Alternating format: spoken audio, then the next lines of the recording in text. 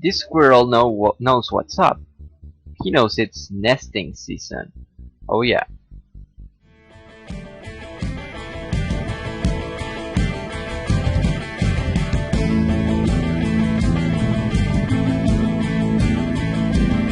In this video, we are going to talk about two things, actually, specifically.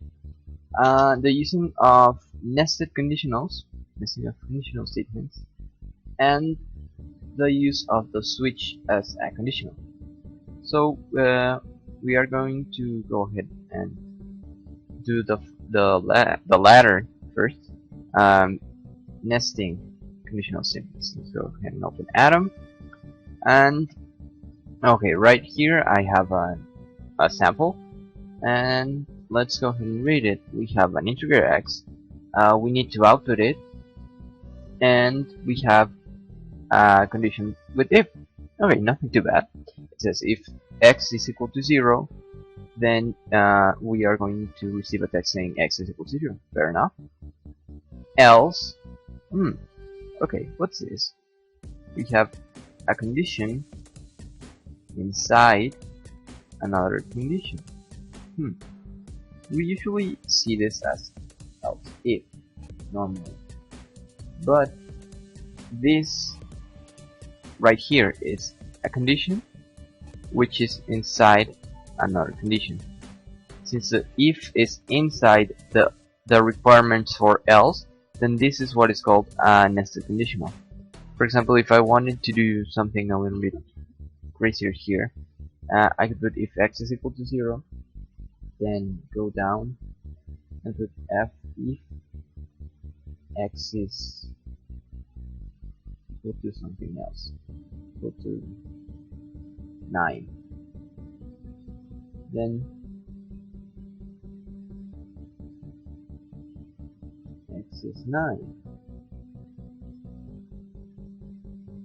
in the line, and from there go ahead and put this, which is actually the same. That's the way the conditional works, and it's a little bit messy, but if you know what you're doing, you should be fine using nested conditionals. And what this program is going to do, all it's going to do is check whether the number that we give it is positive, negative, or equal to 0. And it's using a nested conditionals in the else, in order to know both of the cases in which x is not equal to 0, because that is a specific situation and the others are more general. So let's go ahead and compile it. Let's see. I put it, and okay, let's try 8. It says x is positive. Yay! 0. X is 0. And minus 8. X is negative. So it works.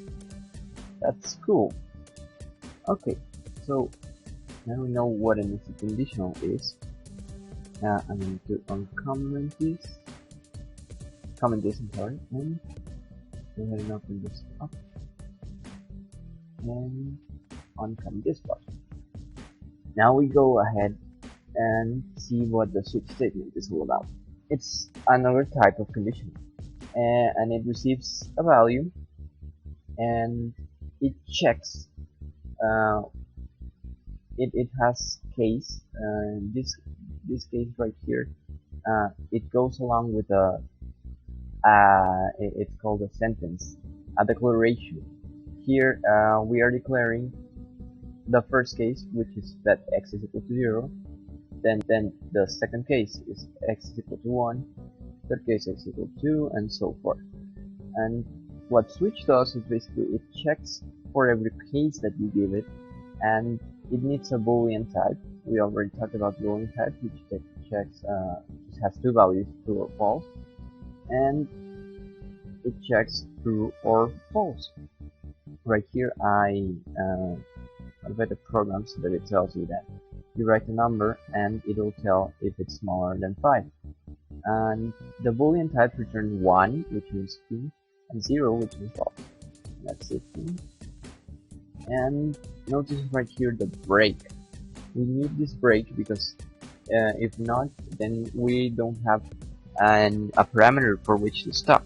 So we have a break, which does exactly what you think it do, and a default statement, which is every other case that is not this for. Okay, and we have print Z. Let's go ahead and save it, compile it, and run it. Alright, so let's try this one, the number 5. It should give us 0 because we don't have a case in which 5 is part of the switch statement. Okay, let's go ahead and write something that is true, like 0. Yay! It does work. And well, that's basically the structure of the switch statement. Is a little bit more complicated. This is really another useless code, but it does have has its applications, and it's sometimes easier than the if functions if you want to check for something that is not that specific. Like this one, this would be better made with an if function. And so yeah, it works for specificity, and yeah, that's it. Oh, okay, let's go ahead and try another, so that it's not just that meaningless. Let's try it with vowels. Write a letter. Change it to character. Yes, it will be our character. And switch X. It's weird calling it X. It's just a letter. That's better. I don't know. Let's select it.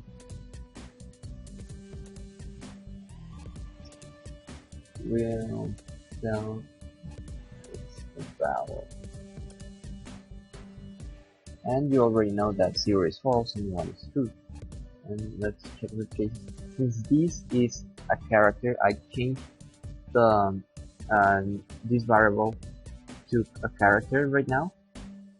It has to have this specific comments, which we already know from the character. So the specific cases are 5. Are really counting. What am I doing? I'll change that in a second. Sorry. Oh, E O I E. Yes, everything else is fine. Let's go ahead and save it. Compile it. And okay, we are gonna write a letter K. K is not a vowel, so yeah, it will return something that is not true. And I should be 1. Okay, so and that's the specificity of the switch case, and we know the conditionals, the nested conditionals, which can be a pain, really, a head pain, but they do have their counted applications, and it is a very common usage, the nested conditionals. So okay, I'll go ahead and see you in the next one. Bye.